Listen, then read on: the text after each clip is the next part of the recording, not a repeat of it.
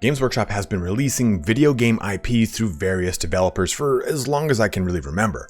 From the old days of Dark Omen on PS1 to the more recent glorious releases of the Total War Warhammer trilogy, there have been some absolute gems and some real atrocities that have come out of the various developers, all weighing in against the juggernaut of 40K or fantasy Warhammer games.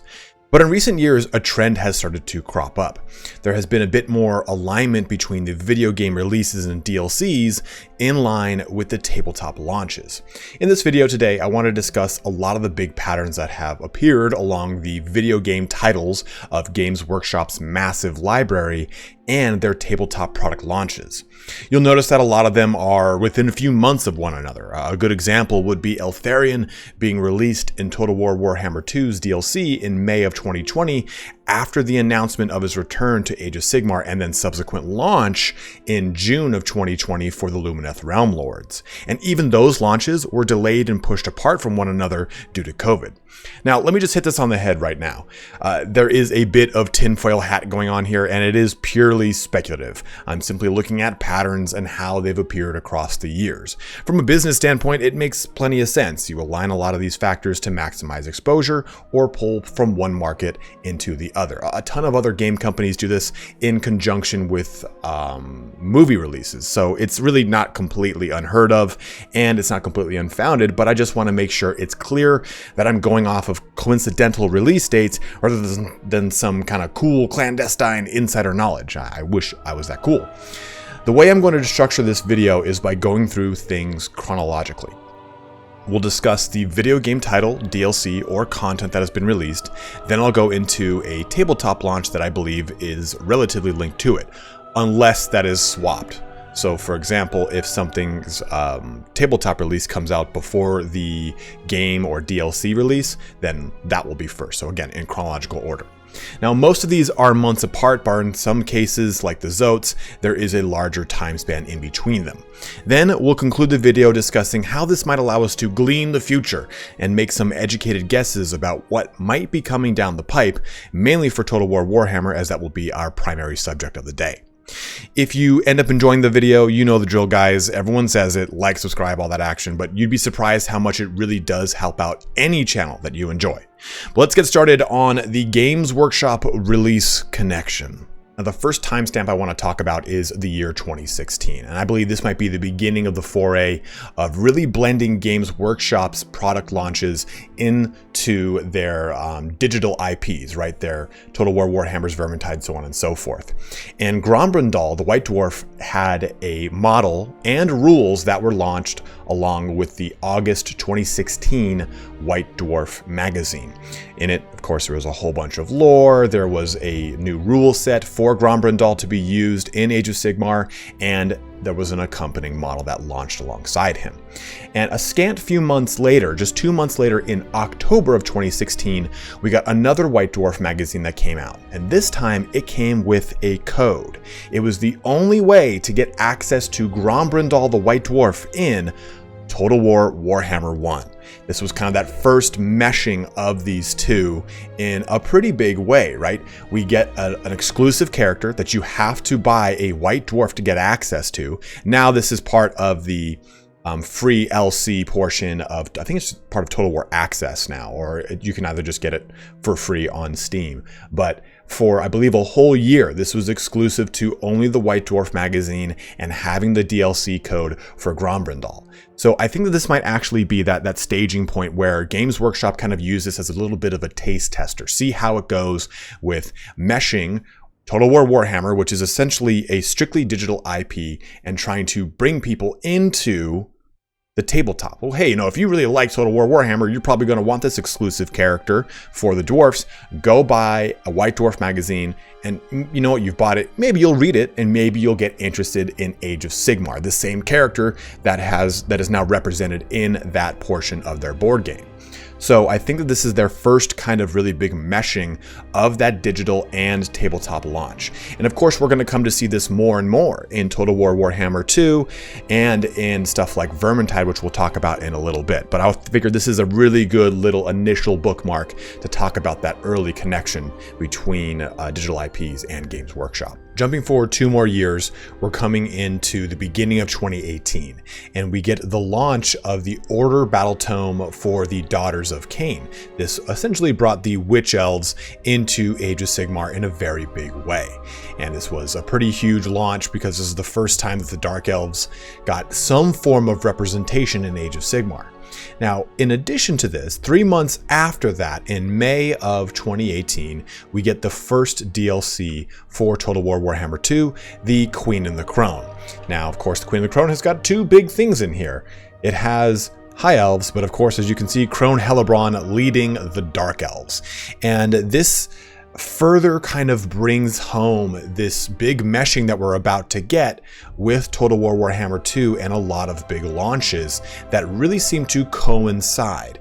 Now we're going to pivot over to Vermintide for a little bit, but this kind of marks the very beginning of a lot of these launches, mainly with Total War Warhammer 2 that's going to be the subject after we jump into a little bit of Vermintide right now. Before we discuss that though, we have to talk about something else that happens in 2018. We get the launch of the Beasts of Chaos Battle Tome for, well, Beastmen and Age of Sigmar. That's pretty huge because 1 whole year later we get Beastgrave. Now this is a Warhammer Underworlds warband that was released for Age of Sigmar, and it's not the big huge battle tome launch of a Beasts of Chaos tome, right? But it's still pretty important. For one, it added some Wood Elf models that a lot of people picked up Beastgrave exclusively for. And again, it brought Beastmen into Warhammer Underworlds, the kind of small scale skirmish format game for Age of Sigmar. But with this coming out here in September of 2019, we jump forward just 1 more month into August of 2019, and we have, well, bam, the Vermintide 2 Winds of Magic DLC. Hey, I don't want that music.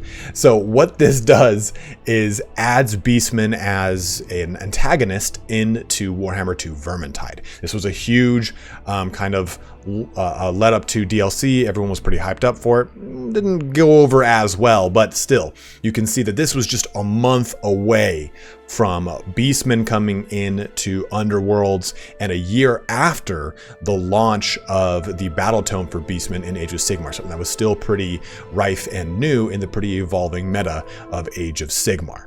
Let's jump now back to some Total War Warhammer 2 with some dwarfs. In addition to the Beastgrave news, we also got some other exciting news, and that was the addition of Gotrek and Felix into Total War Warhammer 2. And this was a pretty cool one because this was, again, another White Dwarf timed exclusive, just like Grombrindal was back in 2016. And the person who voices Gotrek in Total War Warhammer 2 is Brian Blessed. This is done in conjunction, though, with another book that comes out, Realm Slayer, which came out in September, Blood of the Old World, the audio drama version of it that has Brian Blessed as the voice.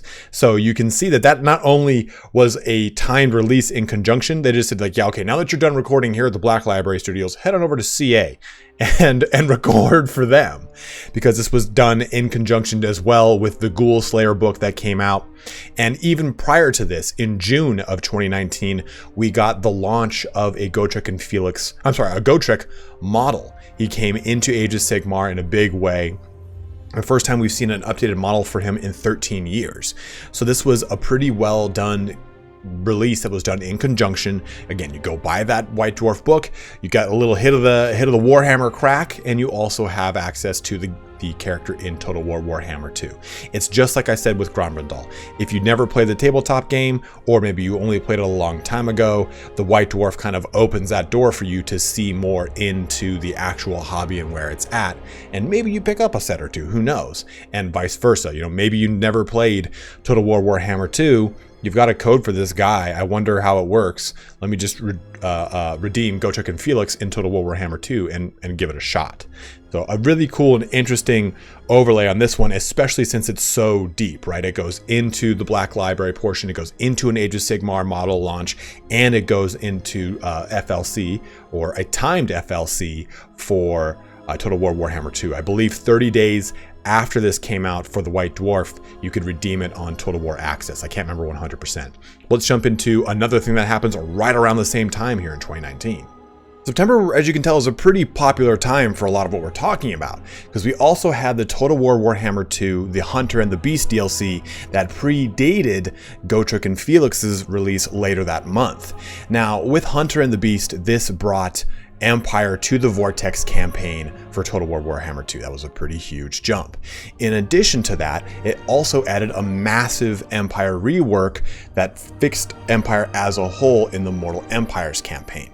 So this was a pretty big DLC. Also, there was some Lizardmen, but who cared? It was all about the Empire for the most part.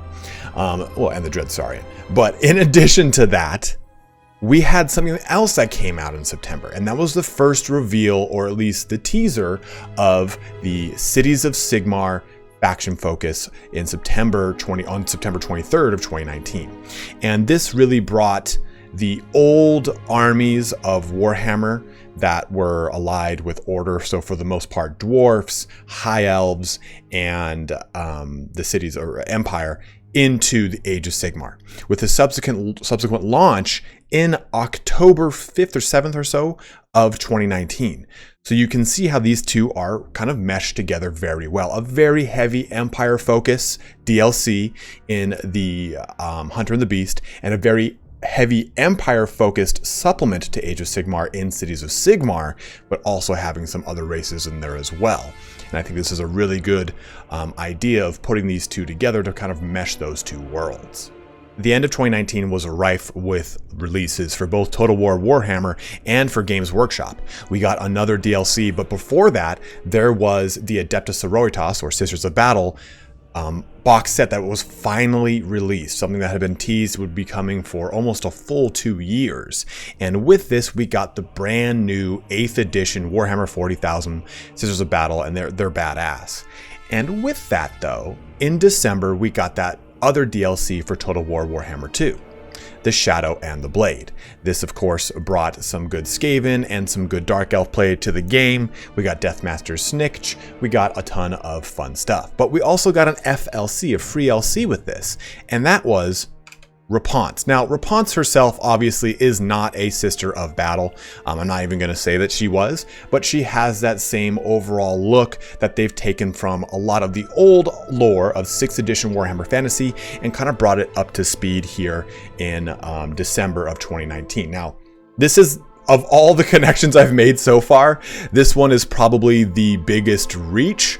But I mean, if we're kind of taking a look at this picture and we come back to this picture, you can see maybe Games Workshop saying, hey, let's choose a character that is a real big badass character, much similar, very similar to the Sisters of Battle. Hey, we got the perfect one. Let's go with Repanse. Even though she was a character who was actually, in the point of the story of Total War Warhammer, she was actually deceased. So they brought her back to life, quote unquote, for this FLC, as I would assume a little bit of a crossover from the Warhammer 40k world of Sisters of Battle and the Total War Warhammer world of the new DLC. This gravy train doesn't stop going too, because as we jump into 2020 with the LVO, we got the first teaser of the Lumineth Realm Lords, the presence of the High Elves in a kind of different way in Age of Sigmar. In February, we learned more and more about them as the months kind of trudged on until May. Now, in early May, we got this really cool article on the Light of Eltharion.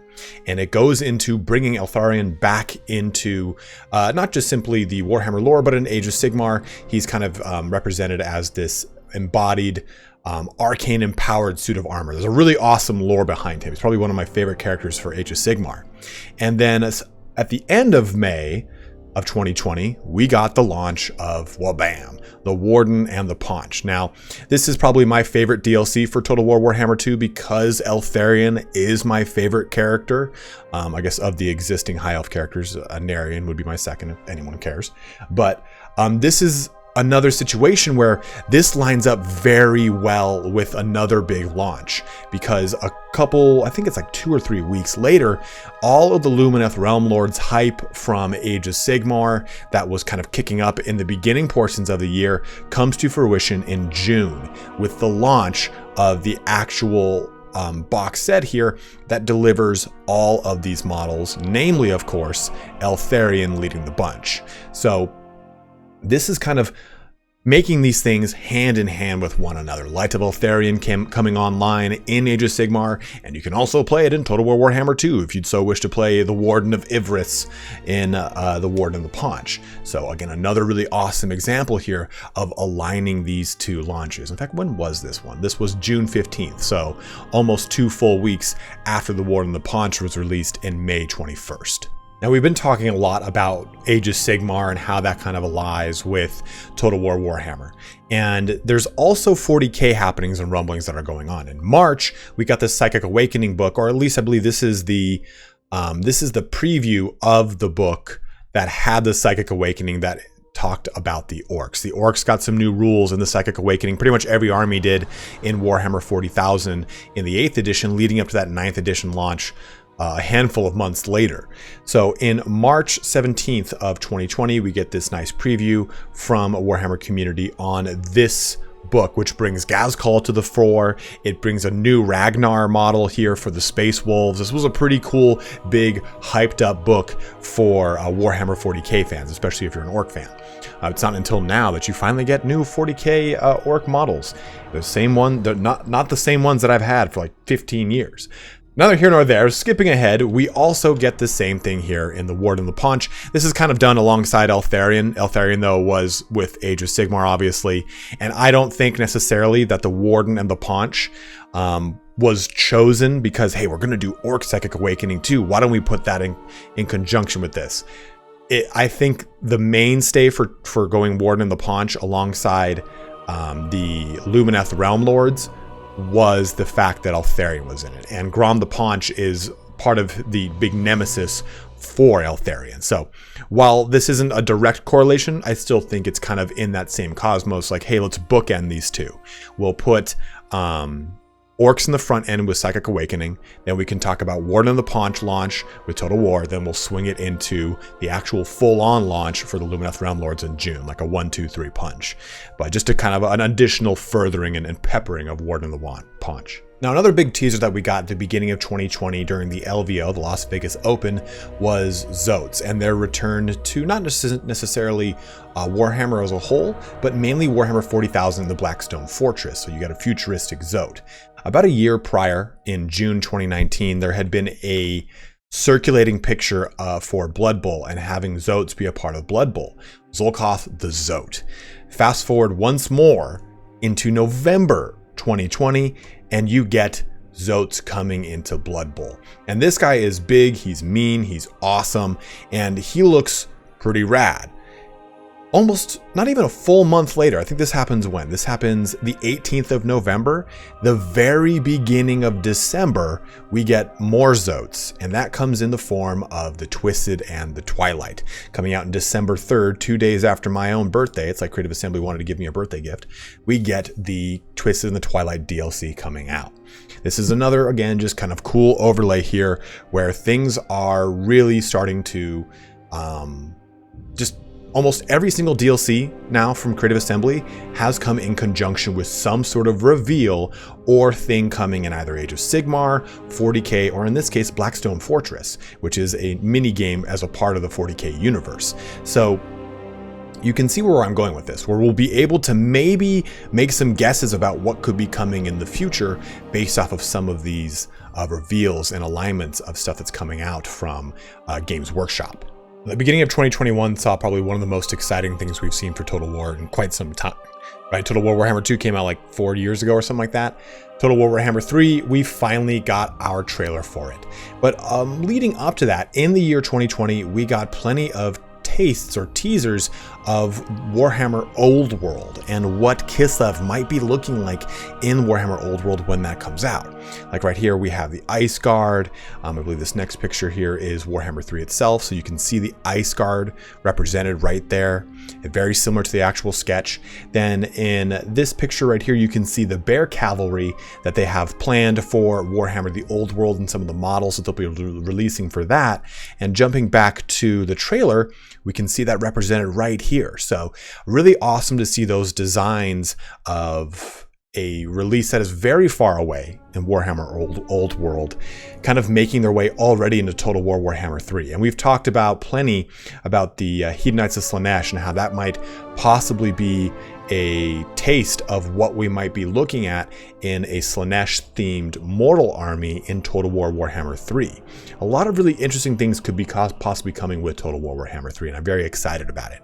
But I've got one last little connection before we talk about the future, or what some educated guesses we can make could be. Now, the last big connection I want to make is the new Rakarth update that came out for Total War Warhammer 2, giving us that FLC Lord, the Beastmaster himself. And this came out March 18th. I believe this was posted on the 17th, but everything comes out on Thursdays. So March 18th, that was released. Now, the new Drukhari book, the 9th edition Dark Eldar book for Warhammer 40,000, came out almost 2 weeks later. This is the announcement for the pre-order, and it came out a week later on the 27th. So you can see that was very, very, very close. So let's talk about some educated guesses we can make now based off of some of the speculation that myself and a number of other YouTubers and the community as a whole have made about the upcoming DLC for Total War Warhammer 2 and some other fun stuff. Talking about that upcoming DLC, it is no stranger that the Beastmen are next up, at least speculatively, on the list of old world races that need to be touched on, and races that really just need to get an overhaul as an entirety. And in February, the launch of the Hedonites of Slaanesh brought some really cool Slangors to the table, right? Slaanesh imbued Beastmen. And this, I know another individual who picked this up was Indie Pride. He looked at this and made a whole video on it as well.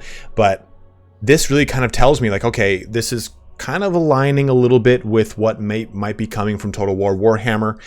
We know another DLC is coming, and it's pretty safe to assume that, oh my god, look at that thing. It's pretty safe to assume that it is going to be Beastmen. I know I've speculated that, and a number of other people have as well, but you get this kind of tale of the tape, right, when it comes to Beastmen and their evolution over time, and how it eventually kind of comes into how they're trickled into 40k, and how they are now becoming a big presence in Ozangors are a really cool Tzeentch version of Beastmen, but how they're now coming into Age of Sigmar with this Slaanesh version. Like, look at that thing. It's got a knee-high studded leather boot.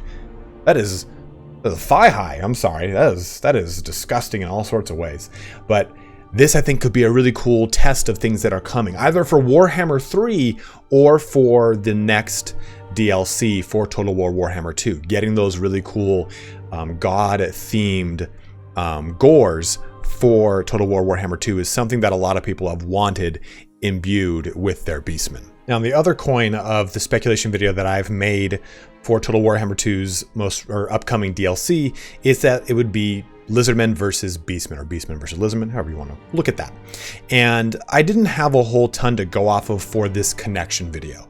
I was like, man, the only thing that's really come up was the March 2021 reveal that, hey, Seraphon are getting a presence in Warhammer Underworlds. And I was like, okay, well, this is kind of like Beastgrave. But literally the week I was kind of compiling all this stuff, we got a new reveal from Age of Sigmar, and that is a new Lord Croak model. And just look at this thing. It is disgustingly awesome. So this is a really nice new big centerpiece model for the Seraphon, and that kind of, again, drums up the excitement of Lizardmen players for the Age of Sigmar. I know Lore Master Sotek just popped from like 6 to midnight when he saw this thing. And this could kind of further give credence to the presence of Lizardmen in that next DLC. Having Beastmen fighting Lizardmen, and this is what I think. You take a look at these two, well, I guess these three, according to the Slaanesh one that we were just talking about, right, the Slangors.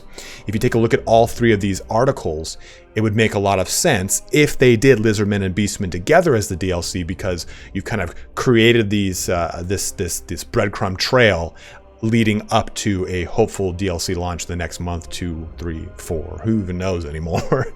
But this is my kind of further cementing of the speculation. If you want to watch that video, it is linked in the upper right corner. You can check it out right there. Now, another reveal that happens from Age of Sigmar is the Broken Realms Kragnos book that is supposed to be coming out. And this individual, I mean, you look at him, he looks like a Beastman. He also kind of looks like a Kurnoth, like a Wood Elf. And there's also been speculation that this shield is very Durridin looking, so maybe this is something to do with Chaos Dwarfs coming back into Age of Sigmar. So this picture in and of itself leaves a lot on the table, right?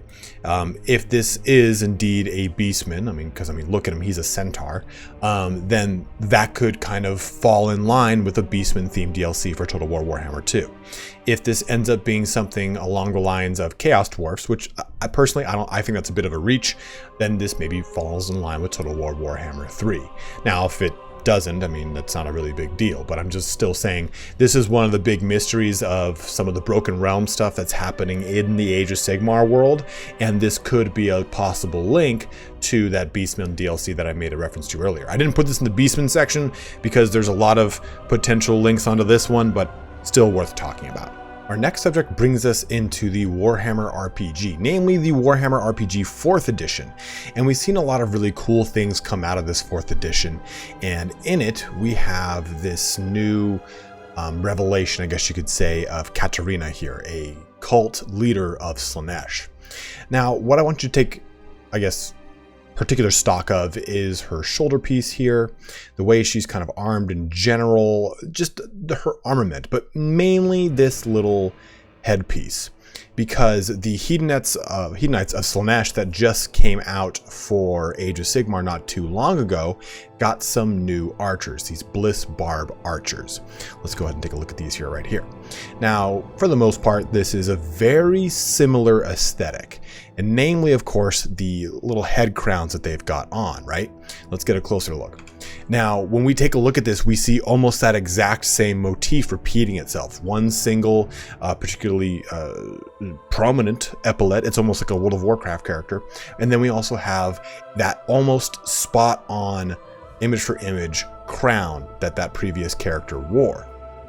Now, you're probably wondering yourself, why is this so important? So this is important because Age of Sigmar is, as we know, after Warhammer Fantasy, right?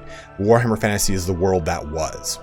And with the Warhammer RPG 4th edition, the revelation of that Katarina character, it bridges a gap between the aesthetic of the Hedonites of Slaanesh that have been revealed and the Slaaneshi cults of the world that was in Warhammer Fantasy. So this could possibly open up a door for Warhammer 3, or Total War Warhammer 3, and the Slaanesh mortal cults and units borrowing heavily from those new Age of Sigmar models. This is, again, something that I have really supported in the past, and I think this updated, fresh look for Slaanesh is a really, really cool one that has a lot of great thematics to it. Even further, another piece from the Warhammer RPG, if we take a look at this, the crown on this character, this is one of the ice witches for Kislev, and namely this amulet. Now, if you remember, we were talking a little bit about the Warhammer community's revelations or the reveals for the Warhammer Old World. Well, here's one of those. And remember, take a look at this amulet. Take good stock of it, because this is a concept sketch for when they were talking about the Ice Warriors and the Ice Queen, and we have a very similar crown here, but mainly this amulet concept art being replicated almost 100%. So this is another kind of little bit more of an evidence, a little bit more breadcrumb when we take a look at bridging that gap between 4th edition Warhammer RPG and the world that was, and also Warhammer Old World, kind of creating this similar updated narrative to Warhammer Fantasy by borrowing some of these similar aesthetics or the similar, I guess, design patterns and motifs from the new Age of Sigmar or the new Warhammer RPG elements that have come out. Now, our last subject here to close our video out is the brand new Be'lakor model. Now, this one comes alongside the Broken Realms Be'lakor book that just came out for Age of Sigmar, and it's probably one of the coolest looking models that I've ever seen in Age of Sigmar. That's not true. All the new vampires are looking pretty badass too.